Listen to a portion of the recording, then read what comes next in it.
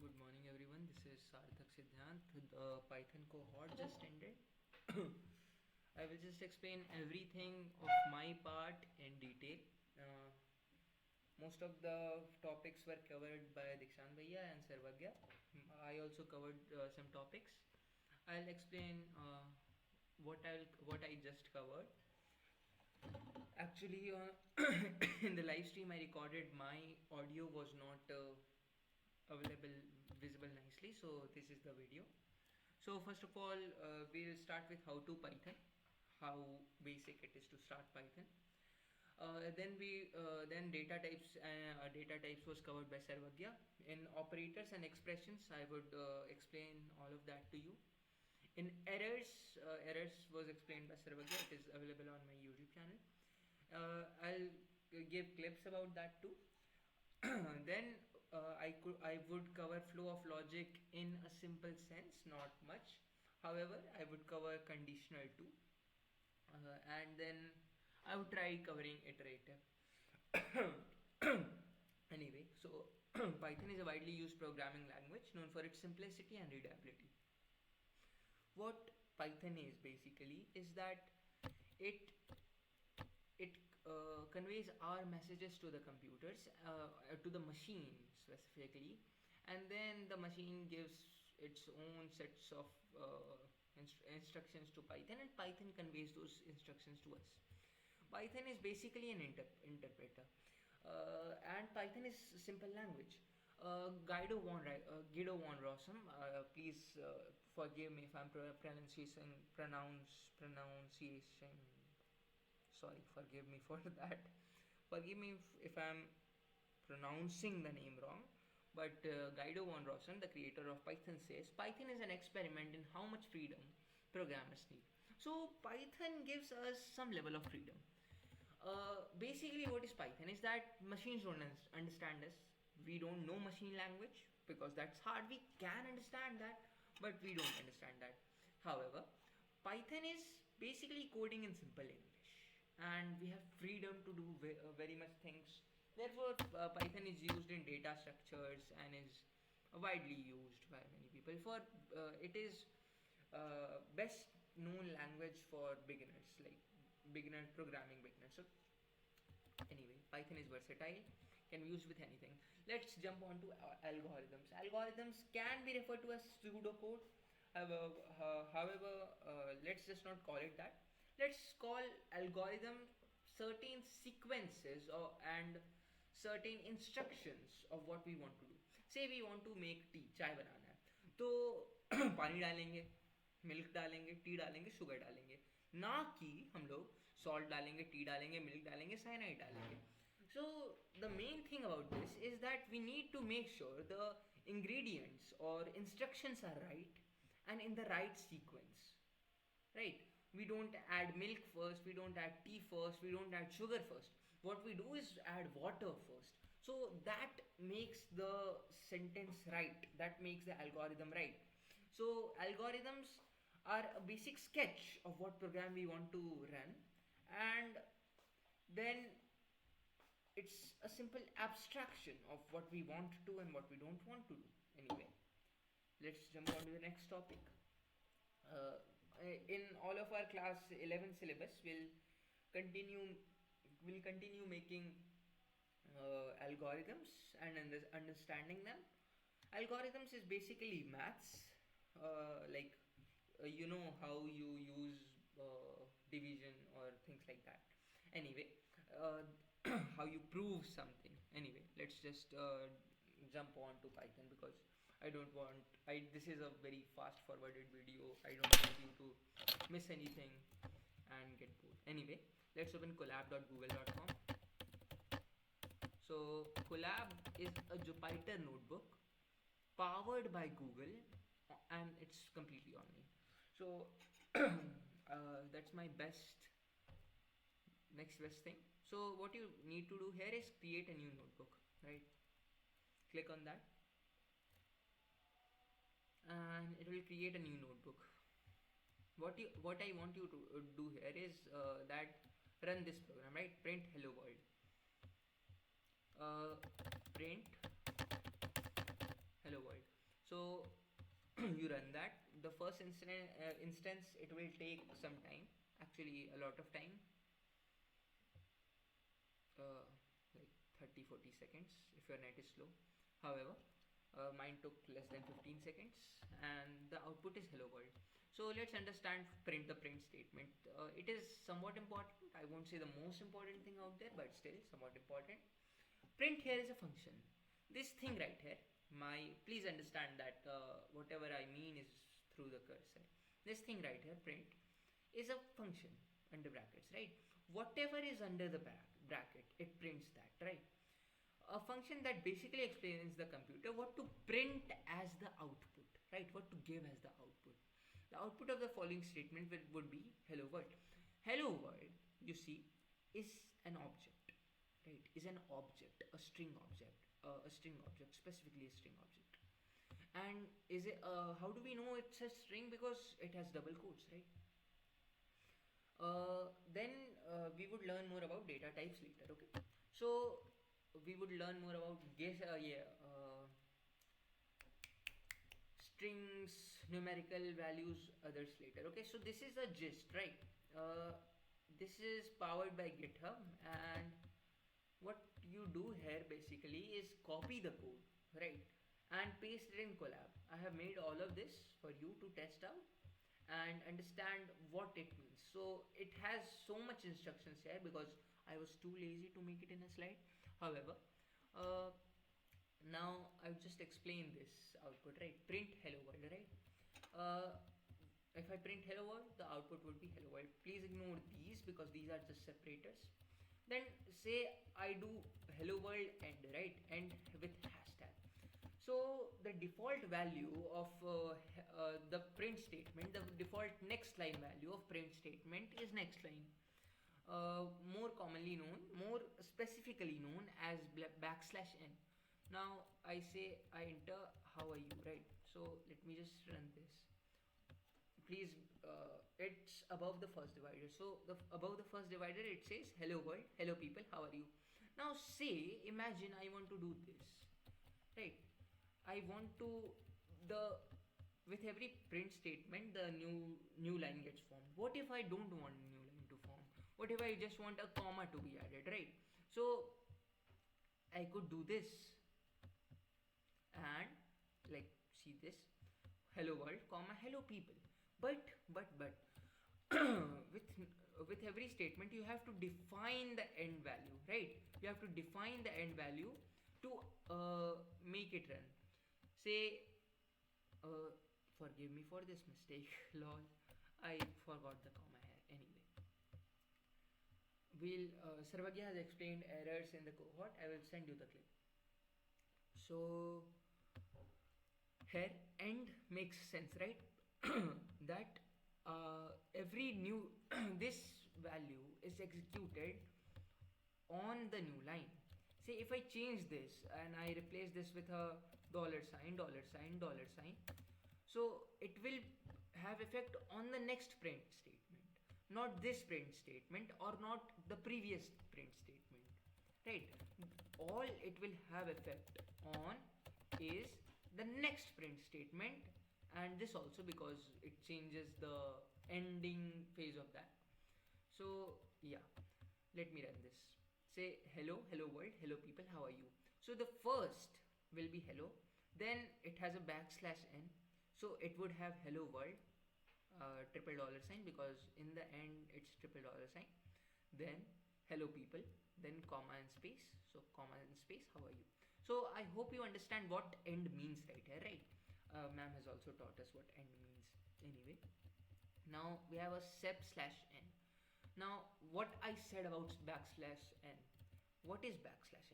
\n here means that new line is created. If I search on Google what is \n, it says it's a placeholder that creates a new line, right? A new line. Anyway, that's computer science for you. Anyway, so what would be sep? What does sep do? See the commas here. I told you this is an object. Remember, I told you this is an object. Hello world is an object because it's enclosed under strings and is separated by commas. So this is also an object, and this is also an object, and this is also an object, right? And all of these are separated by commas. So see, separated. Sep. What does sep stand for? Separated, right? So between these commas, the value of sep gets in there. I hope you understand what I mean. So the output would be hello. The output would be hello, new line, world, new line, Sarthak, new line, here. And if I just replaced backslash n with anything, say colon, colon, colon, or four times colon, it would be hello, colon, colon, colon, colon, colon, world, colon, colon. Anyway, I think that explains what I mean. So that's, let me just open Visual Studio Code for you. So that's separators, and that's end. Separators work between the objects and replace the commas. Sorry. Separators work between the object and replace the commas, and end works after the print statement. Like after the print statement is completed, and then and then adds, and then works on the new line. So you understand that pretty much now. If you don't understand that, pause the video again. Now, so we have covered the gist on end and sep functions. I'll just do data types in a very small way. You know what integers are, right? Sarvagya has covered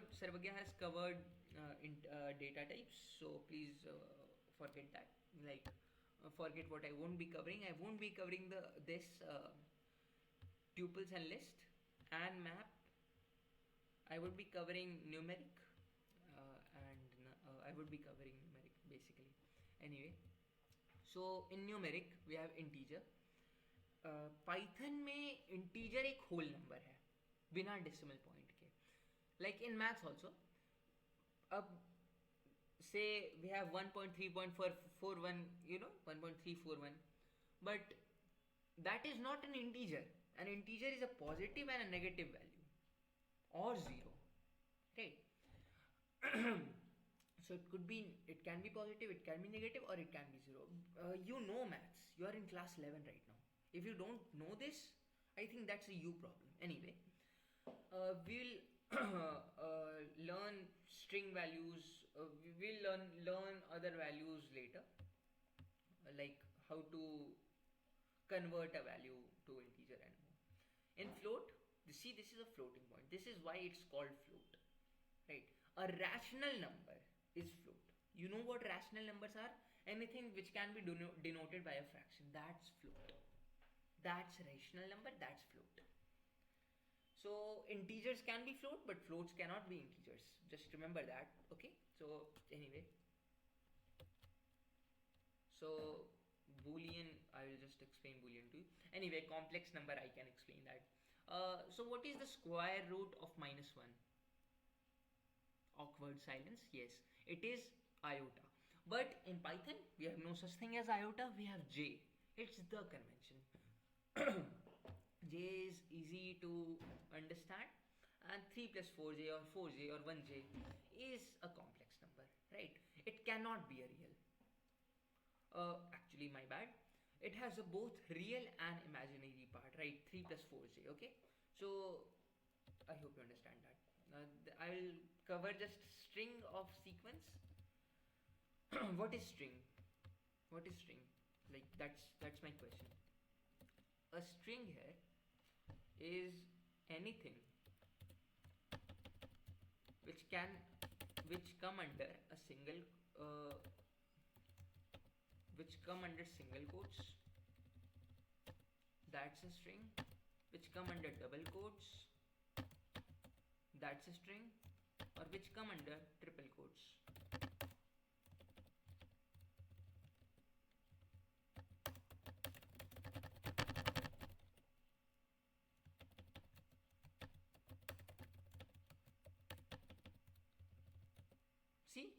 That's very interesting. So, anything, any word, any noun, any term which has letters in is comes under string. I will not explain the list and tuple because Sarvagya already did, and I'll share the cohort link with you. Then I'll explain operators. Operators are very important and very fun to learn. So, what are operators? There are three types of operators: arithmetic, comparison, and logical operators. So, what is arithmetic operators? You know maths. I think you know maths. Plus, minus, multiplication, division. We denote addition with plus in maths, right? It's simple maths. Subtraction with minus. However, in Python, in multiplication we use asterisk, and in division we use slash, forward slash specifically. In modulus, in exponent we use double asterisk. Okay, you know what's exponent? You are in class 11. However, modulus and floor division. This is very interesting. Modulus here, and these two are interesting and can be used in other many important things. So like even number divisible by 3. Anyway, so see this and this, right? Check this.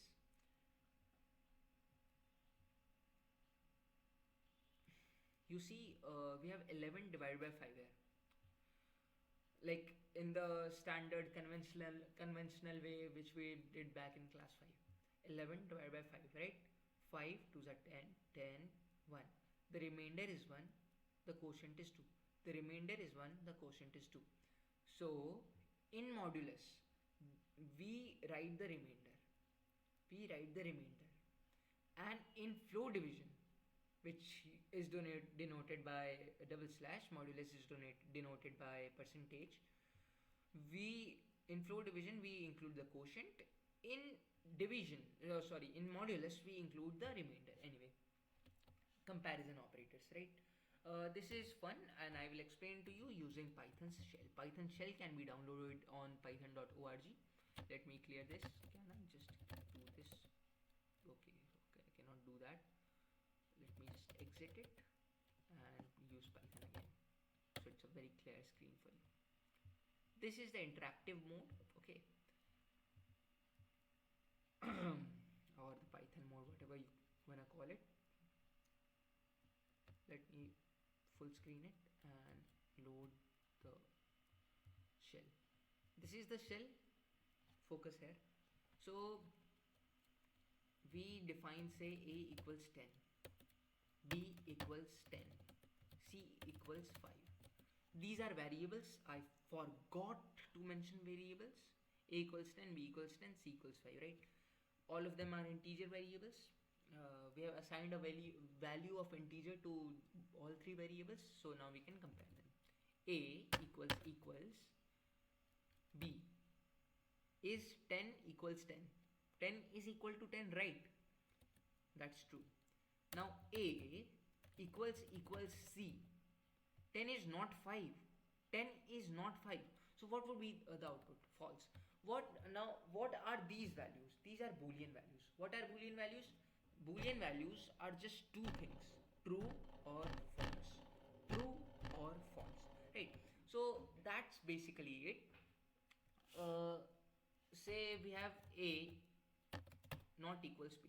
Is A not equal to B? You have to ask yourself the question that is A not equal to B? A is 10, B is 10. A is equal to B. So A is not equals to B should be false, and the answer, the output is false, right? So Python, you could call it a calculator. Genuinely, you could call it a calculator. Anyway, you could experiment with this, right? That is 10 greater than 5? Yes, it is. Is 6 greater than 6? 6 is not greater than 6. Is 6 greater than or equal to 6? Yes, that is.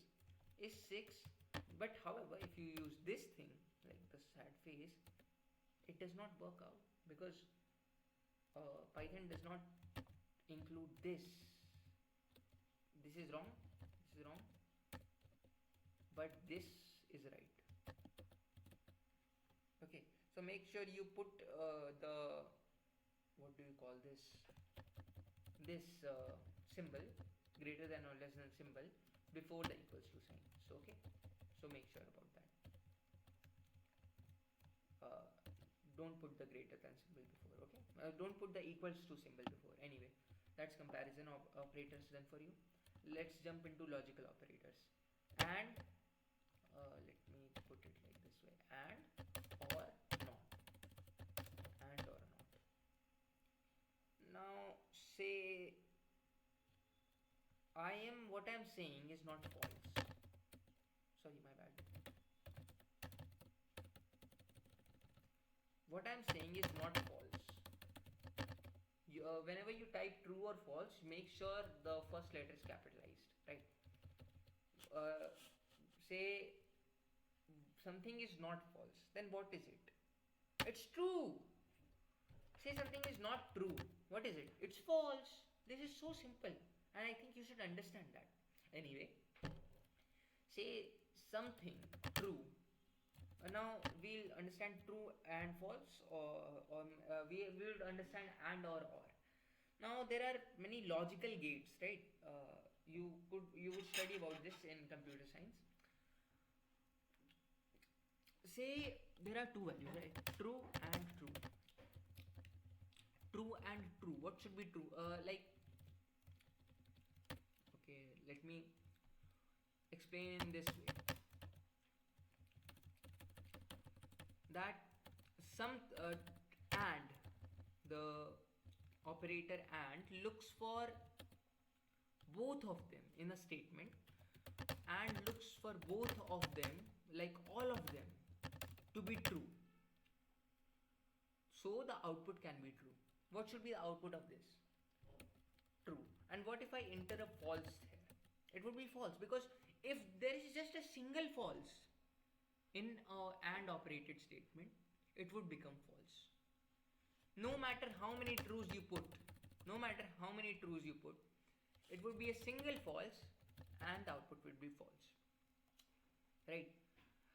However, say if it is true or false or false or false or false or false, what would be the output? Or just looks for a single truth, or looks for a single true statement, and this is a true statement, like this is a true boolean value, and all of them are false. However, the output would be true, because or detected a single true thing. No matter how many, like it just not depends if true goes from 1 to 2, or would be still be true, right?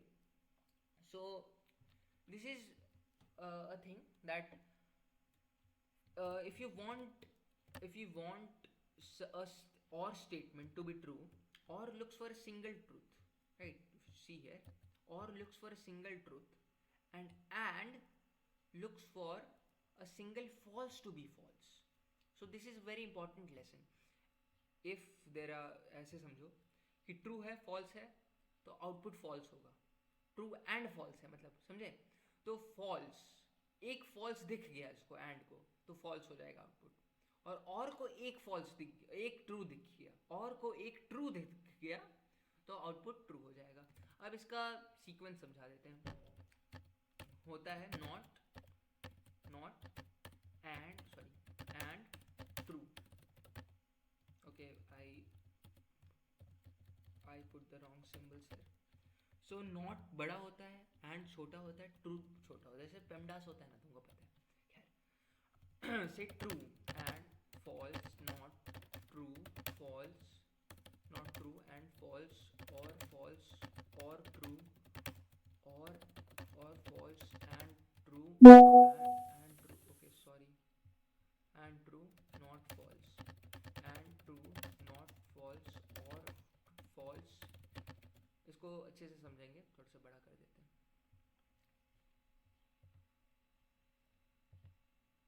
और false,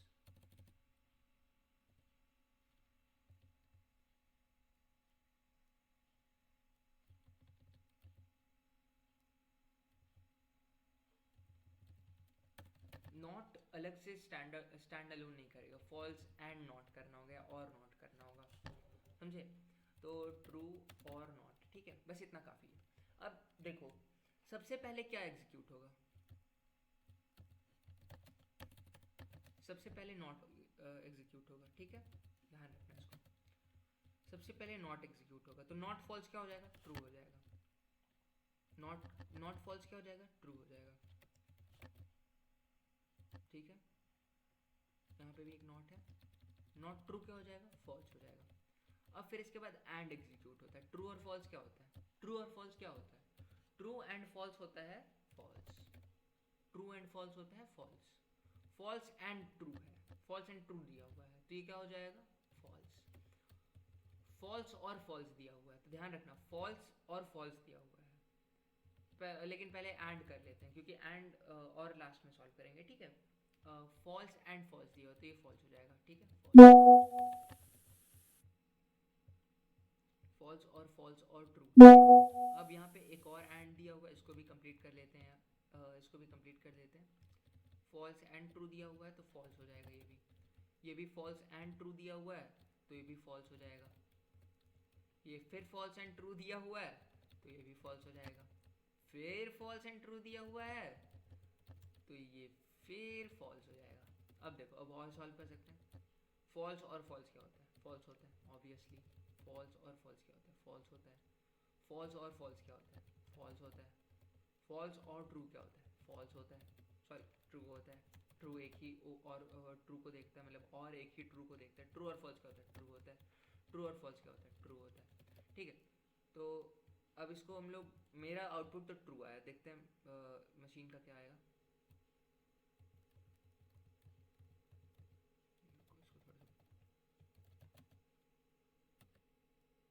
कुछ गलती गड़बड़ कर दी है, कुछ गलती गड़बड़ कर दी है, ट्रू आया, ठीक है। तो बेसिकली मैंने जो कहा वो सही था। एनीवे इसको बंद करते हैं, हम लोग इसका सीक्वेंस समझ गए, ठीक है, समझ गए क्या करना है। पहले सबसे पहले हमें नॉट देखना है, एंड देखना है, फिर ट्रू देखना है, ठीक है। फिर हम लोग समझ गए ऑपरेटर्स कैसे किस टाइप का होता है, क्या होता है, कैसे होता है, यू नो दैट, ठीक। एंड कब यूज़ होगा और कब यूज़ होगा, नॉट कब यूज़ होगा, कि एंड एक ही ट्रू को एंड एक ही फॉल्स को देखता है फॉल्स होने के लिए, और एक ही ट्रू को देखता है ट्रू होने के लिए, you know that. Now expressions पे आते हैं। व्हाट आर एक्सप्रेशंस, जो अभी तक हम लोग सीखे, दोज आर एक्सप्रेशंस। वैल्यू हो, वेरिएबल हो, ऑपरेटर हो, ये जो किए ना हम लोग पाइथन में, ये जो हम लोग कचड़ा किए, खिचड़ी पकाए हैं, this is basically expressions. Statements क्या होते हैं, ये देखा मैं, सॉरी, ये मैंने डिफाइन किया, दिस इज अ स्टेटमेंट। मैंने लिखा print hello world, this is a statement. तो ये स्टेटमेंट है भाई, ठीक है, हो गया। देखा कहा ना, print hello world, if else for while. Flow statements हम लोग फ्लो बाद, कंट्रोल फ्लो पे बाद में आएंगे, क्योंकि फ्लो इज़ इम्पॉर्टेंट सीखने के लिए, कंडीशनल स्टार्ट करने के लिए फ्लो इम्पॉर्टेंट है।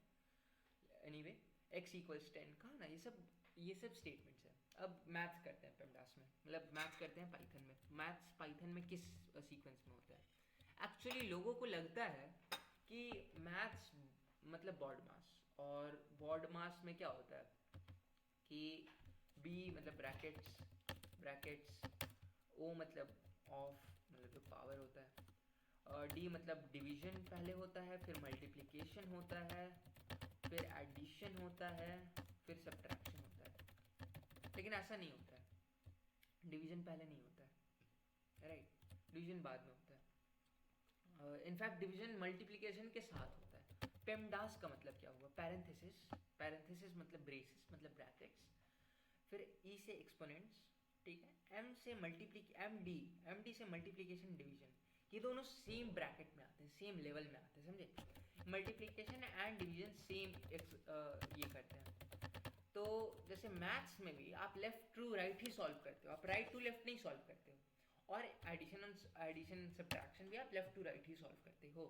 सब्ट्रैक्शन हम लोगों को पता है कि इंटीजर वैल्यूज क्या होती हैं, तो हम लोगों के लिए आसान हो जाता है हाउएवर। लेकिन आपको ध्यान रखना है कि आप मैथ्स में भी पेमडास यूज करें, और बॉड मास में डीएम, डिवीजन और मल्टीप्लिकेशन एक साथ करें, लाइक एक लेवल पे रखें। हाउएवर लेफ्ट टू राइट पे फोकस करते हैं। लेफ्ट टू राइट देखते हैं, brackets, exponents, multiplication and division, ठीक है।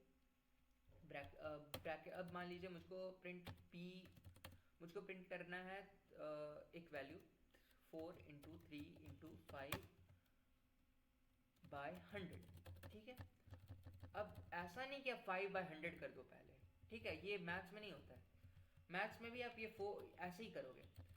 अब आप ब्रैकेट्स दे दिए या फिर प्लस डाल दिए, +130। अब मान लीजिए आप यहाँ पे 180 डालोगे तो 180/100 पहले हो जाएगा, ये ध्यान रखिएगा।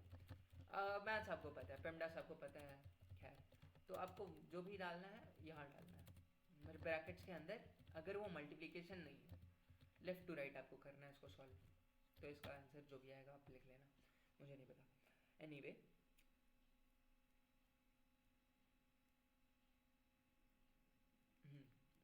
लेट्स अब एक्सपोनेंट्स के बारे में। से 2 raise to power 2, 2 raise to power 3 कहते हैं, ठीक है। अब इसको हम लोग स्टार 2 कर देंगे। अब इसका मैं मतलब समझाता हूँ, राइट। 2 रेज टू पावर 3 पहले ऐसे कर लेते हैं। बस एक्सपोनेंट्स के केस में, एक्सपोनेंट के केस में राइट टू लेफ्ट होता है, ठीक है। बाकी सब में लेफ्ट टू राइट होता है, एक्सपोनेंट्स के केस में राइट टू लेफ्ट होता है। 2 टू द पावर 3 क्या होता है? 8 होता है, सबको पता है शायद। अब इसको रेज टू द पावर 2 कर देंगे तो क्या होगा? 3 रेज टू द पावर 2 हो जाएगा। सबसे पहले राइट टू लेफ्ट होगा तो 3 रेज टू पावर 2 हो जाएगा, समझे। सबसे पहले इस साइड वाला सॉल्व करना है। 3 रेज टू पावर 2 क्या होगा? 2 टू पावर 9, और 2 पावर 9 क्या होगा? 5 और 12 होना चाहिए। एक बार देख लेते हैं, 5 और 12, ठीक है। तो you now know what is PEMDAS in Python. You now know how to do maths in Python. चलिए जल्दी से करते हैं, इसको ओवर करते हैं। एरर्स मैं नहीं समझा पाऊंगा क्योंकि मैं छोटा बच्चा हूँ। एनीवे दिस स्लाइड वाज, अब हम लोग जंप करते हैं इफ एलिफ पे, क्योंकि मैंने आपको न्यूमेरिक टाइप्स वगैरह सब सिखा दिए हैं। अब हम लोग इफ एलिफ पे जंप करते हैं। अब हम लोग अपना इसको पाइथन नोटबुक खोल लेते हैं, जो पाइथन नोटबुक खोल लेते हैं और इफ एलिफ पे ज्वाइन करते हैं। सबसे पहले इफ स्टेटमेंट डालते हैं कुछ। अभी तक आपने जो भी मैं किया आपने यहाँ पे देखा इंटरैक्टिव मोड में, और इफ स्टेटमेंट्स के लिए हम लोगों को ये करना होगा। अब मान लीजिए हमें कुछ क्वेश्चंस चाहिए इफ एलिफ का वो काम करवाने के लिए। तो सबसे पहले हम लोग सॉरी, मैं आपको ये पढ़ाना भूल गया, सॉरी फॉर दैट। मैं आपको ये पढ़ाना भूल गया, क्या उसको कहते हैं, इनपुट लेना। इनपुट कैसे लेते हैं और स्ट्रिंग कन्वर्ट कैसे करते हैं। Sorry for that, absolutely sorry. तुरंत उस पर ज्वाइन करते हैं। अब मैंने आपको पढ़ा दिया कि स्ट्रिंग क्या होते हैं, राइट। स्ट्रिंग क्या होते हैं, इंटीजर्स क्या होते हैं, फ्लोट क्या होते हैं। फ्लोट मतलब डेसिमल्स, इंटीजर्स मतलब माइनस प्लस वाले नंबर्स जिसमें डेसिमल ना हो, और स्ट्रिंग क्या होते हैं। अब चलिए समझते हैं इसको अच्छे से डिटेल में कि कन्वर्जन क्या होता है। टाइप कन्वर्जन हैशटैग पता है क्या होता है? कमांड, ये इसको कमेंट करने का होता है फंक्शन। लाइक एक सिंबल होता है जिसे कमेंट मिल जाता है, ये एग्जीक्यूट नहीं होगा। खैर, तो टाइप कन्वर्जन क्या होता है? से आप कहते हो ए है आपका ABCD, ए है आपका 1 3 1 2 3 1, और बी है आपका 5 6 7 8 9, ठीक है। अब आप दोनों को ऐड करो। एक्चुअली मैंने बहुत ही कॉम्प्लिकेटेड एग्जांपल ले लिया, मुझे सिंपल एग्जांपल लेना चाहिए। A इक्वल्स 1, B इक्वल्स 2, ठीक। A प्लस बी क्या होना चाहिए? दोनों कंकैटनेट कर लेंगे, आपस में कंकैटनेट हो जाएंगे और आंसर होगा 12, बिकॉज ये दोनों स्ट्रिंग है, राइट। ये दोनों स्ट्रिंग एक दूसरे में जुड़ रहे हैं और स्ट्रिंग बन रहे हैं। स्ट्रिंग को जोड़ोगे तो स्ट्रिंग ही बनेगा भाई। 5 हाथी और 5 हाथी को जोड़ोगे 10 हाथी बनेगा। अब मान लो आप A को 1 लेते हो और B है आपके पास 2, तो A प्लस B करो। अरे 5 हाथी और 5 घोड़ा जोड़ोगे थोड़े बनेगा कुछ, क्योंकि बी तो आपका, ए तो आपका इंटीजर है और बी क्या है, स्ट्रिंग है, राइट।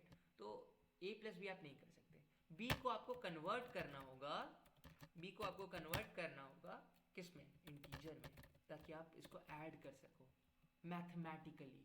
ठीक, यहाँ तो आप वर्ड्स को ऐड कर दिए ना, आप तो यहाँ पे स्ट्रिंग को ऐड कर दिए, मैथ्स तो नहीं हुआ ना उसमें कुछ, मतलब 1 + 1 11 तो नहीं होते ना। खैर, बी आपको आपको कन्वर्ट करना होता है इंटीजर्स को, तो बी को आपको कन्वर्ट करना है इंटीजर में, कैसे करोगे, आंसर इज टाइप कन्वर्जन।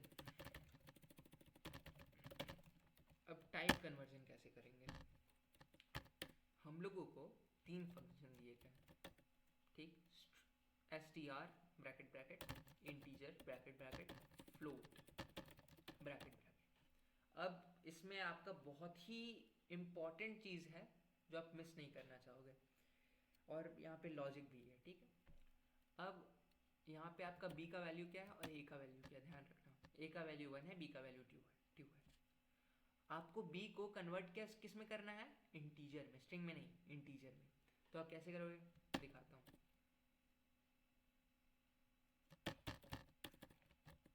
आपको यहाँ पे लिखना है इंट, और यहाँ पे b को डाल देना। b क्या है, आपका वेरिएबल है, सब कुछ तो ऑब्जेक्ट ही है पाइथन में, b आपका यहाँ पे क्या है, वेरिएबल है।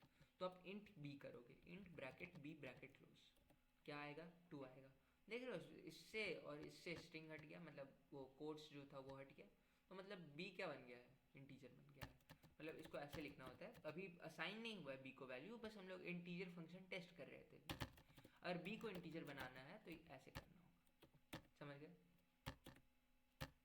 b क्या हो गया, 2 हो गया। अब हम लोग a प्लस बी कर सकते हैं। देखो यहाँ पे एरर आया था, यहाँ पे आया था ना एरर, टाइप एरर, यहाँ पे टाइप एरर क्यों नहीं आया, क्योंकि हमने इसका टाइप कन्वर्ट कर दिया। Okay, that was funny. Anyway, a plus B तुम्हारा 3 हो रहा है। अब मान लो तुमको 3 को एक स्ट्रिंग बनाना है, कैसे करोगे, a plus B bracket bracket, इसको मान लेते हैं c equals a plus B,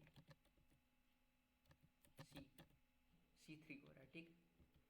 अब लेकिन देख रहे हो c किस में, इंटीजर में है, हम लोग इंटीजर नहीं चाहिए, हम लोग स्ट्रिंग चाहिए। एक्चुअली मैं ऐसे दिखाता हूँ हम लोगों को, मान लो स्ट्रिंग क्यों चाहिए, द क्वेश्चन इज स्ट्रिंग क्यों चाहिए। c को तो हम लोग डिफाइन कर दिया, अब c प्लस मैं ये डालूंगा हेल्प, हेल्प तो कर सकते हैं क्या, इंटीजर और स्ट्रिंग को ऐड कर सकते हैं क्या, बोला ना 5 घोड़ा 3 हाथी को नहीं ऐड कर सकते। एनीवे, c प्लस हेल्प नहीं कर सकते, तो मान लो हम लोग c को ये बनाना है, किसमें, स्ट्रिंग में बनाना है, तो हम लोग करेंगे c equals a plus B, ठीक, सॉरी a प्लस बी, तो c क्या बन गया, 3, देख रहे हो किसमें, स्ट्रिंग्स में। अब यहाँ पे हम लोग क्या करेंगे, c प्लस हेल्प, 3 हेल्प, तो ये हम लोग टाइप कन्वर्जन बेसिकली सीख लिए। अब c को, ये a को हम लोग मान लेते हैं 1.0, ठीक, 1.0, और b को मान लेते हैं 2। ध्यान रखना, हम लोग a प्लस बी ऐड कर सकते हैं, लेकिन उसका रिजल्टेंट क्या होगा, फ्लोट होगा।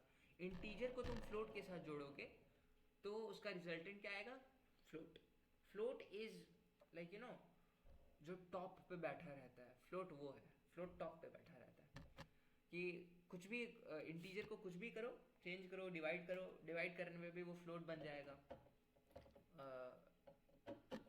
तो ये है बेसिकली। तो अब मान लो तुमको a प्लस बी, कैसे समझाऊँ मैं, b इक्वल्स हमारा है 3.14, b क्या है 3.14। अब तुमको इसको बनाना है इंटीजर में, कैसे बनाओगे, इंट b 3। अब देख रहे हो, इसका सिर्फ इंटीजर वैल्यू तुम्हारा कैरी फॉरवर्ड हुआ, 0.14 नहीं कैरी फॉरवर्ड हुआ, तो इस प्रोसेस को क्या कहते हैं, ट्रंकेट, ट्रंकेट लिख लो, ट्रंकेट। एनीवे, अब मान लो मैं एक ये किया था, बताता हूँ।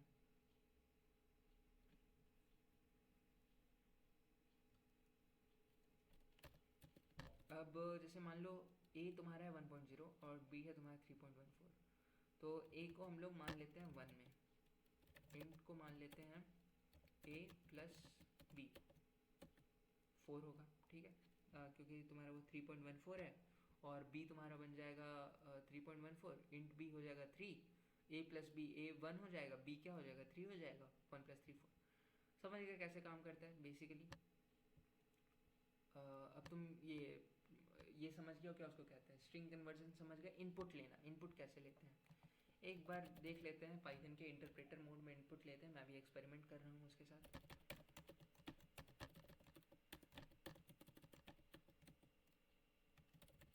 हाँ, यहाँ पे इनपुट ले सकते हैं तो, लेकिन मुझको वहाँ पे इनपुट नहीं लेना है, मेरा मूड नहीं कर रहा है। तो मान लो हम लोग नया कोलैब स्टार्ट करते हैं, तुमको लैब में भी इसी टाइप का मिलेगा, बस थोड़ा सा वाइटिश रहेगा और ऑनलाइन में रहेगा ये।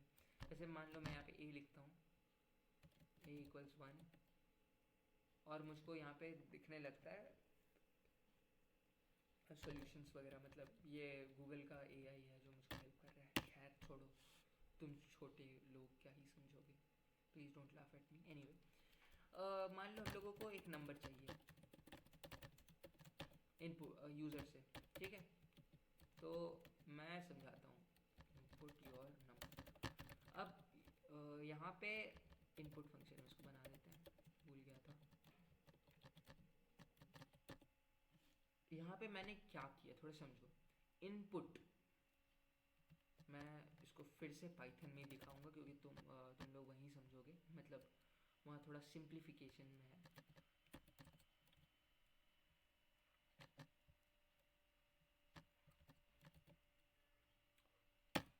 इनपुट योर नंबर, मुझको बोला मेरा नंबर इनपुट कर रहे हैं, तो मैंने लिख दिया 3.14। क्या लिखा मैंने 3.14। ये देखो क्या कर रहा है, 3.14 है ना, 3.14 है, उसको डायरेक्टली ले रहा है और उसको स्ट्रिंग बना दे रहा है। इनपुट क्या करता है, इनपुट जो वैल्यू देता है, इनपुट जैसे मान लो हम लोग इनपुट वाला किए n इक्वल्स इनपुट कर दिए, ठीक है, तो इनपुट 3.14 किए और यहाँ पे n डाल दिए, तो n क्या आया, n का वैल्यू किस में आया, स्ट्रिंग में आया। हम लोग n को इसका वैल्यू असाइन कर दिए, इसका डिफ़ॉल्ट आउटपुट क्या है, स्ट्रिंग है, तो n क्या बन जाएगा 3.14, स्ट्रिंग बन जाएगा n।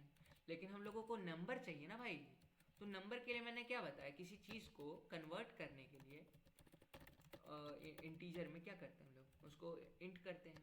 तो अब हम लोग यहाँ देखते हैं, इसलिए मैंने यहाँ इंट डाल दिया, समझे क्यों इंट डाला मैंने, ताकि ये जो इनपुट का स्ट्रिंग आए ये इंटीजर बन जाए। अब देखो, अब मैं यहाँ पे 3.14 डालूंगा तो ये काम नहीं करेगा। दिस इज़ वेरी इंपॉर्टेंट, क्योंकि मैंने यहाँ पे ध्यान रख देना, क्योंकि ये एक कॉमनली आस्क्ड क्वेश्चन है ज़्यादातर जॉब इंटरव्यूज़ में। x इक्वल्स 3.14 मैंने ले लिया, ठीक है, मैंने इंटीजर को x किया, तो यहाँ 3 तो आ गया, यहाँ ट्रंकेट हो गया। लेकिन अब जैसे मान लो मैं इनपुट में करूँगा तो ये नहीं हो पाएगा, ठीक है, क्योंकि इनपुट तो स्ट्रिंग आपको दे रहा है और वो स्ट्रिंग डायरेक्ट इंटीजर कन्वर्ट नहीं कर पा रहा है पाइथन, बेसिकली ऐसे समझो। तो यहाँ पे अगर तुमको डेसिमल में वैल्यू चाहिए तो तुम फ्लोट यूज़ करोगे, और फ्लोट मान लो तुमको इंटीजर में वैल्यू चाहिए तो इंट यूज़ करोगे। तो तुमको डिफाइंड होना चाहिए कि तुम फ्लोट लोगे कि इंट लोगे। मान लो मुझको फ्लोट चाहिए, मुझको 3.14 डालना है, तो 3.14 के लिए मैं फ्लोट लिया, 3.14 आया, ठीक है। तो फ्लोट, मैंने कहा ना float is the king, float king है, तो फ्लोट यूज़ करो, मुझे नहीं फर्क पड़ता, आप जो यूज़ करना करो। इंट भी यूज़ कर सकते हो, लेकिन उसमें तुम डेसिमल वैल्यूज़ नहीं ले पाओगे, उसमें तुम सिर्फ इंटीजर वैल्यूज़ ले पाओगे। फ्लोट में तुम डेसिमल वैल्यूज़ और इंटीजर वैल्यूज़ दोनों ले पाओगे। वो इंटरप्टेड एरर था, डोंट वरी, दैट ओके, मैंने गलती से स्ट्रिंग डाल दिया। Anyway please please please please से मेरे पास ये नंबर है, ठीक है, ये एक फ्लोट है, तो ये फ्लोट में काम कर गया, you now know what I mean. अब चलो इफ एल्स पे स्टार्ट करते हैं, ठीक है।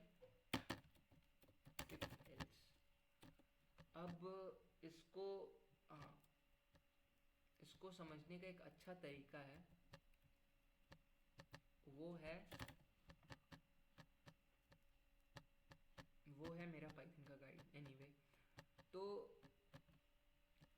कंडीशनल स्टेटमेंट समझते हैं। वो जो मैंने अभी यहाँ पे रखा है वो मॉड्यूलस 2 हो गया, वो थोड़ा सा हार्ड है तुम लोगों के लिए अभी समझना, क्योंकि पता नहीं, समझ जाना चाहिए, तुम लोग ऑपरेटर्स पढ़ चुके हो एनीवे। x इक्वल्स 10 मान लेते हैं। x का हम लोग यार रन हो जाता है इंटीजर, मैंने जैसे बताया यहाँ पे इंटीजर इनपुट वाला, इनपुट योर नंबर, ठीक है। गूगल का कोलैब का एआई अपने आप कर रहा है मेरा सारा आंसर एनीवे। अब हम लोग यहाँ पे इफ और एल्स स्टेटमेंट समझते हैं, और इनफैक्ट इसको हम लोग हटा देते हैं, ठीक है। अब ये देखो, इफ यहाँ क्या है, ये कंडीशन है, ठीक है, ये कंडीशन है जो रिटर्न क्या करेगा, ये कंडीशन क्या रिटर्न करेगा, इफ ब्रैकेट कंड और तुम गंदे दिमाग वाले लोग, इफ कंडीशन, और कंडीशन को रिटर्न करना है, कंडीशन को रिटर्न करना है ट्रू, ठीक है, तभी इफ काम करेगा, समझे। लेकिन अगर कंडीशन फॉल्स होगा तो इफ नहीं काम करेगा। यहाँ पे x पॉजिटिव है ना, और यहाँ पे मान लो x is more than 11, x is positive, ऐसे मान लेते हैं, ठीक है, x is more than 11 is positive, और हम लोग इनपुट क्या करेंगे, 10 इनपुट करेंगे, ठीक है, 10 इनपुट करेंगे, 10 इनपुट किए, x 11 से बड़ा नहीं है तो इफ काम ही नहीं करेगा। अगर हम लोग इफ काम ही नहीं करेगा, अगर हम लोग एल्स डिफाइन नहीं किए हैं तो, अगर एल्स डिफाइन करेंगे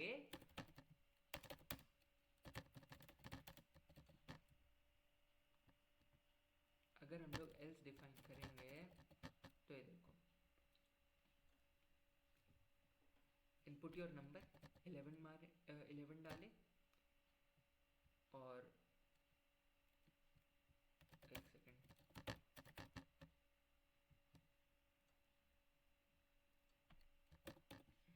मान लो हम लोग 10 डाले, ठीक है, तो एल्स काम करेगा, समझे। मैंने क्या बताया था कि इक्वल साइन पहले रखो, तो इक्वल साइन पहले रखो, मतलब इक्वल साइन बाद में रखो, पहले ये वाला sign less than equal to का साइन रखो। तो अब मान लो ये है, ठीक है, अब हम लोग इसको रन करते हैं। अब मान लो 11 डाले, तो 11 इज मोर देन और इक्वल टू 11। अब समझ रहे हो क्या यहाँ क्या हो रहा है, यहाँ जो एल्स स्टेटमेंट है वो काम नहीं कर रहा है, क्योंकि इफ ट्रू है तो इफ यहीं खत्म हो जाएगा। ये फ्लो में तुम लोग समझोगे, ट्रू है तो सिर्फ यही काम करेगा, यही काम करेगा, और एल्स में अगर फॉल्स है और इफ नहीं काम किया, बाकी कोई स्टेटमेंट नहीं काम किया, तो ये काम करेगा। अब ये यहाँ पे एक कंसेप्ट आता है नेस्टेड इफ का, ठीक है, मैं इसको दिखा देता हूँ बेसिकली समझा के।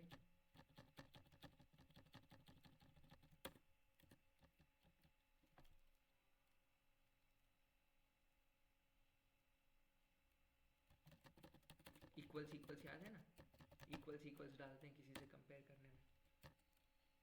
अब देखो यहाँ पे तुम्हारा नेस्टेड इफ है, इफ अगर इफ ट्रू है तो ये काम करेगा, नहीं तो ये काम करेगा, नहीं तो एल्स काम करेगा। लेकिन देखो एल्स में भी तुम्हारे दो स्टेटमेंट है, ठीक है, तो एल्स में ये स्टेटमेंट क्या है, अगर ये है मतलब ये ट्रू है तो ये तो काम करेगा, एल्स में तुम्हारा इफ है, तो एल्स में अगर ये इफ है तो ये काम करेगा, समझ रहे हो, एल्स में ये इफ है तो ये काम करेगा, और एल्स में ये इफ ट्रू नहीं है, एल्स के अंदर जो ये इफ है ये ट्रू नहीं है, तो ये वाला एल्स काम करेगा। तो देखो इसको रन करके देखते हैं, मैं अच्छा प्रोग्रामर हूँ, काम करना चाहिए। अब मान लो मैं 13 डाला, तो 13 इज मोर देन 11, ये यहीं ख़त्म हो गया, ठीक, ये यहीं ख़त्म हो गया, ओवर डन। अब लेकिन मान लो मैं लिया तुम्हारा 9,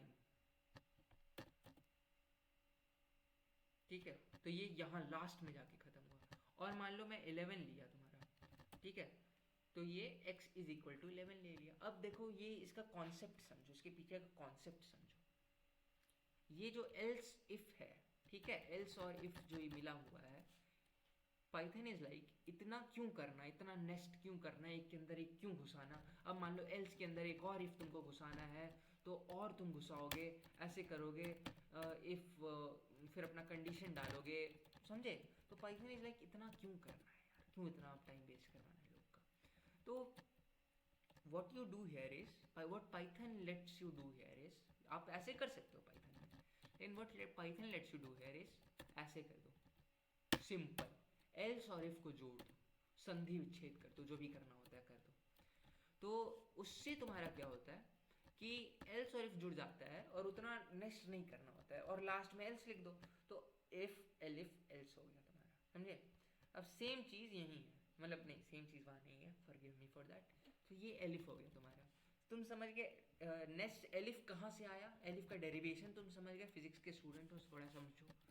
तो एलिफ का डेरिवेशन आ गया और एल्स आ गया। अब यहाँ पे कुछ इंटरेस्टिंग क्वेश्चंस लेते हैं, नेट से उठाते हैं, करते हैं, ठीक, नेट से उठा के इसको करते हैं। चलो इसको सेव कर देते हैं। तुम इतना समझ गए क्या होता है, कैसे होता है, समझ गए पूरा? अब नेट से क्वेश्चन उठाते हैं, if elif else condition Python. थोड़ा प्रैक्टिस होना चाहिए पाइथन का। डेटा कैंप है, डेटा कैंप पे क्वेश्चन मिल रहा है, एग्जाम्पल ऑफ इफ, ठीक है। हाँ इवन वाला करते हैं, चलो। अब मैंने क्या बताया था परसेंट के बारे में, मतलब परसेंट क्या होता है, परसेंट मतलब मॉड्यूलस। मॉड्यूलस क्या होता है? ऑपरेटर होता है, और ये ऑपरेटर क्या करता है?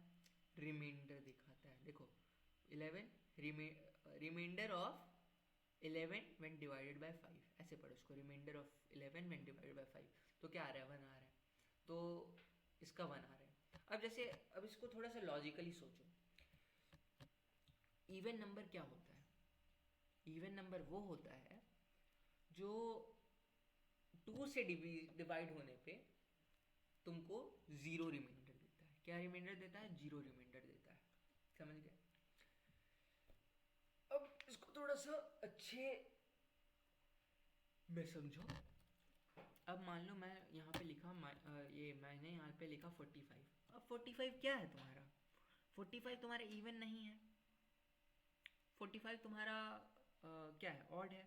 और 45 को तुम जब 2 से डिवाइड करोगे, मतलब 2 से डिवाइड करोगे, तो रिमाइंडर क्या आएगा तुम्हारा? 1 आएगा, समझे? तो 0 तो नहीं आएगा। तो यहाँ पे दिखा रहा है कि रिमाइंडर अगर 0 नहीं है तो एल्स कर दो, और रिमाइंडर 0 है तो ये कंडीशन ट्रू हो जाएगा, तो इवन प्रिंट करो। तो मान लो 45 प्रिंट किया तो ऑड आया, और मान लो यहाँ पे मैं 44 किया तो इवन आया। सिंपल बात है, बस आराम से समझो भाई। चलो इफ एलिफ एल्स का और क्वेश्चन उठाते हैं और करते हैं।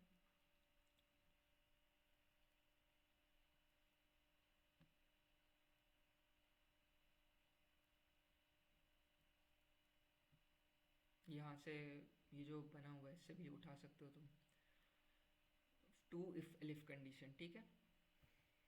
इसको समझते हैं क्या लिखा हुआ है, पढ़ते हैं, थोड़ा पढ़ाई लिखाई करो। If elif else construct for room, if room equals kit print looking around in the kitchen, bed looking around in the bedroom, looking around elsewhere, ठीक है। इसको रन कर, इसको कॉपी करना है, ठीक है, इसको कॉपी करना है, इसको रन करना है, समझते हैं ऐसे ही।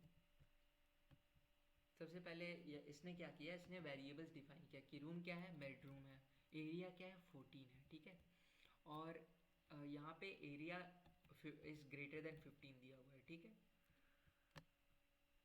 Looking around in the bedroom pretty small. अच्छा देखो, अब मान लो यहाँ पे तुम किट डाल दिए और इसका 13 डाल दिए, तो it is also pretty small. और अगर मान लो इसका 16 डाल दिए, 16 डाल दिए, तो इट इज़ बिग प्लेस, समझ गया?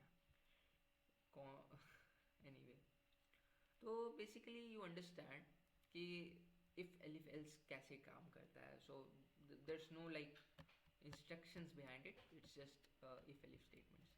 चलो अगर हम लोग को और क्वेश्चन चाहिए जो एक्सक्लूसिव मेंबर्स को मिल रहा है बाय द वे, तो उसको ऐसे कर देते हैं, if elif else Python give क्या कहते हैं, गिव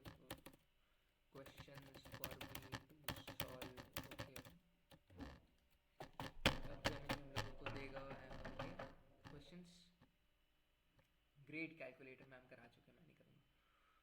लीप ईयर चेकर, चलो लीप ईयर चेकर करते हैं। एक्चुअली यहाँ पे आंसर दिख गया मुझको, तो मेरा करने का मन नहीं कर रहा है। Okay, day of the week क्या है question? Design a program that ask the user for a numerical date 1 to 31 and month number 1 to 12. Utilize if else statements to account for different month lengths and leap years. You can simplify year handling for now. अच्छा ठीक है, leap year handling मतलब leap year handle नहीं करना है।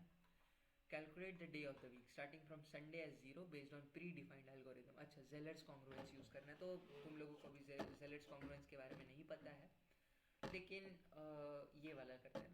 Like मुझे करने का मन नहीं, वॉवेल और कॉन्सोनेंट चेकर यूज़ करते हैं, ठीक है। ये इसमें तुम्हारा एंड और नॉट वगैरह भी कवर हो जाएगा। न्यू कोड ब्लॉक यहाँ से ऐड करते हैं, ध्यान रखना। उसको हैशटैग नहीं, उसको ऐसे कर देते हैं। देखो मैम कह रही थी ना कि ट्रिपल कोट्स नहीं होता, सी ओके माय बैड, ले प्रूव हर रॉन्ग। एक कोट में सारा आ गया, ठीक है। तो एक ही मतलब एक प्रिंट स्टेटमेंट में सारा आ गया, लाइन भले मल्टीपल हो गया, हू केयर्स अबाउट दैट। अब यहाँ पे इन ब्रैकेट सॉरी इंट नहीं, इधर क्यों इंट लेना है, मतलब इंटीजर इनपुट क्यों लेना है जब हम लोगों को AEIOU ही लेना है। अब यहाँ पे हम लोगों को कैरेक्टर इनपुट लेना है, ठीक है। तो इनपुट का तो डिफ़ॉल्ट वैल्यू क्या आता है, स्ट्रिंग आता है, तो उसके साइड स्ट्रिंग लगाने का ज़रूरत है नहीं वैसा कुछ खास। तो इसको ऐसे करते हैं, इनपुट का यहाँ पे कैरेक्टर डालो, कैरेक्टर मांगते हैं, और यहाँ पे एफ एलिफ डालते हैं, ठीक है। If elif and else statements to classify the character as a vowel, a consonant और अ नॉन अल्फाबेटिकल कैरेक्टर, ठीक है। इफ char is a or is, एक second, if char is a और char is b e, और हाँ चलो इसको कंप्लीट करने देते हैं गूगल को ही, ठीक है। Print vowel elif char is कैसे बोला है, if char is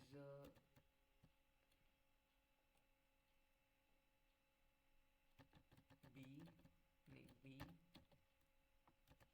character dot. अब देखो लोअर फंक्शन क्या करता है,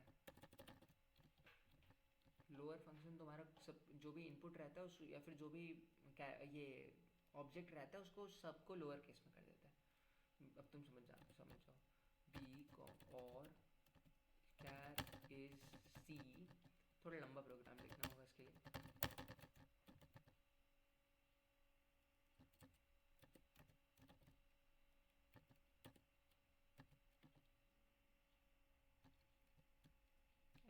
मज़ा नहीं आया इसके लिए एक्चुअली, यहाँ पे एल्स डाल देते हैं, एल्स प्रिंट कॉन्सोनेंट।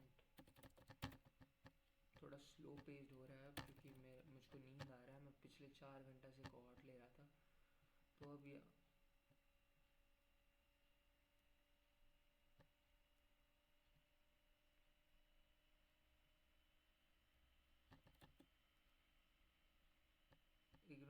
इसको इग्नोर करना। क्या है कि ये जो है ये जो है ये थोड़ा सा डिफरेंट है, I can not explain this any more, ठीक है। हम लोग क्या इज ले रहे हैं, मैंने तुम लोगों को अभी तक इज नहीं पढ़ा है, ये न्यूमेरिकल से यूज़ होता है, तुम लोग इसको क्या इक्वल्स कर लेते हैं, ठीक है। इज की जगह हम लोग कंट्रोल एच करते हैं, फाइंड इज, और इसको इक्वल्स के साथ रिप्लेस कर देते हैं, इक्वल्स के साथ रिप्लेस कर देते हैं। रिप्लेस ऑल इंस्टेंसेस थोड़ा सा स्लो हो रहा है, please forgive me for this, ठीक है। अब यहाँ पे ए करो, वोवेल आया, ठीक है। अब यहाँ पे बी करोगे सी करोगे तो तुम्हारा कॉन्सोनेंट आएगा, यू नो, ठीक है। अगर एल्स आएगा कॉन्सोनेंट आएगा, ठीक है। तो you know basically what I mean by अब फंक्शंस बाद में करेंगे, सबसे पहले हम लोग इतना हो गया उतना उसको रिवाइज करेंगे, मैं क्वेश्चन वगैरह भेज दूंगा, एरर्स वगैरह कंप्लीट करके दे दूंगा। अब लूप्स थोड़ा सा कर लेते हैं, और लूप्स बहुत ही इंटरेस्टिंग चैप्टर है। तो लूप्स क्या है, बेसिकली देखोगे तो लूप एक फ्लो है जिसमें तुमको चलते रहना जब तक एक सेटिस्फैक्ट्री कंडीशन ना हो जाए, मतलब सेटिस्फैक्शन ना मिल जाए तुमको, तब तक तुमको सेटिस्फैक्ट्री कंडीशन ना अवेल हो जाए तब तक तुमको लूप में चलते रहना। ठीक है, अब फॉर लूप है। ठीक है, फॉर, अब ये एक बहुत ही इंटरेस्टिंग चीज़ है। फॉर आई इन रेंज 10, ये फॉर लूप का सबसे बेसिक चीज़ है। अब मैं पहले स्लाइड से पढ़ के दे देता हूँ, ठीक है।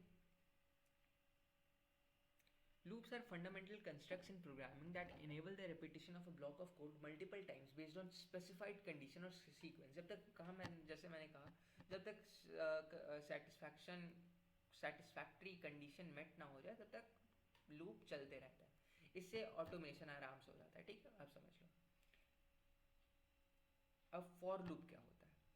Control flow statement that iterates over a sequence of elements executing a block of code each time it iterates. It is particularly useful when you have a known number of iterations or want to loop through elements or collection like list, tuples or string। tuples और list सर्वज्ञ समझा चुका है, string मैंने समझा दिया। अब क्या होता है, ये बेसिक से स्टार्ट करते हैं। Start initialization. अब देखो यहाँ पे मुझको लगता है किसी ने हम लोग प्रोग्राम को स्टार्ट करते हैं, इनिट होता है स्टेटमेंट। ठीक है, अगर कंडीशन मेट है, अगर कंडीशन मेट नहीं है तो ये स्टॉप हो जाएगा, और कंडीशन मेट है तो ये ट्रू होगा। ठीक है, ये चलेगा, अपडेट होगा, और फिर वो चेक करेगा। तो ये बार बार लूप होते रहेगा, और जैसे ही कंडीशन फॉल्स हो जाएगी ये स्टॉप हो जाएगा। समझे? अब मैं फॉर लूप को बेसिक्स में समझाता हूँ। लूप्स मैंने यहाँ कहीं लिखे थे, नेवर माइंड, नहीं लिखा था मैंने, मैं तथा हूँ। अब फॉर आई इन रेंज 10 करेंगे और प्रिंट आई करेंगे, और यहाँ पे तुम लोगों को पता है एंड क्या होता है, शायद पता ही होगा क्योंकि अब तक तो बता चुका हूँ मैं। यहाँ पे कॉमा स्पेस डाल देंगे। क्या हुआ यहाँ पे, आई तुम्हारा पाइथन तो थोड़ा स्मार्ट है भाई, आई को 0 मान लिया, बस मान लिया आई 0। ठीक है, आई को वो 0 मान लिया, और 0 से आई इन रेंज फंक्शन है जिसमें वो ऐड करते रहता है जब तक 10 ना पहुंच जाए। अब मान लो मुझको 10 तक चाहिए, 10 पहुंच गया है वो। ठीक है, इसलिए कंडीशन फॉल्स हो गया है। ठीक है, क्योंकि 10 इज ग्रेटर दैन 10 टाइप का हो रहा है, समझे? तो 0 1 2 3 4 5 6 7 8 9 तक जा रहा है, लेकिन मान लो 10 चाहिए मुझको, तो 11 डाल दूंगा। और मान लो मुझको 0 नहीं चाहिए, 0 किसको चाहिए रहता है, तो 1,11 कर देंगे। 1 2 3 4 5 6 7 8 9 10, simple. I hope you understand that. तो फॉर लूप बेसिकली यही है।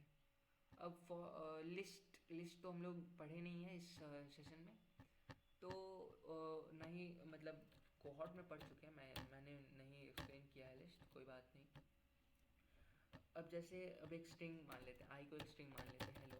ठीक है, तो फॉर आई इन एक्स मान लेते हैं। ठीक है, सॉरी, इसको आई मान लेते हैं और इसको एक्स मान लेते हैं और इसको एक्स मान लेते हैं, और इसको क्योंकि आसानी होगी, और इसको एक्स मान लेते हैं, तो इसको रन करते हैं। अब क्या होगा, इसका क्या लगता है? हेलो, हेलो में कितने डिजिट्स हैं भाई, एक बार काउंट कर। HELLO, तो हेलो में जितने डिजिट्स हैं उतनी बार प्रिंट होगा, समझे? 1 2 3 4 5 डिजिट, 5 बार हेलो प्रिंट होगा। तो बेसिकली तुमको ऐसे समझना है, for i in x, print x जो कर रहे हो तुम, अब मान लो प्रिंट आई करते हैं इसको, तो ये काउंट करेगा हेलो में कितने डिजिट्स हैं, मैं सॉरी, हर डिजिट को ये इंडिविजुअली प्रिंट करेगा, HELLO। ठीक है, अब यहाँ पे एक मान लेते हैं n ले लेते हैं, n = 0। Sorry n equal 0। तो अब यहाँ पे print n plus print I n plus equals 1। अब इसका मतलब मैं समझा देता हूँ। हेलो में तुम्हारे पास डिजिट्स हैं, तो for i in x print i, तो इसका मतलब हर डिजिट को इंडिविजुअली प्रिंट करेगा। मतलब इसको मान लो आई है, तो ये आई प्रिंट हो जाएगा, फिर अगली बार ये प्रिंट होगा, फिर अगली बार ये प्रिंट होगा, अगली बार ये प्रिंट, फिर उसके बाद ये प्रिंट। तो एच ई एल एल हो गया। फिर अब ये क्या काउंट कर रहा है, फॉर आई इन एक्स क्या काउंट कर रहा है, कितने डिजिट्स हैं।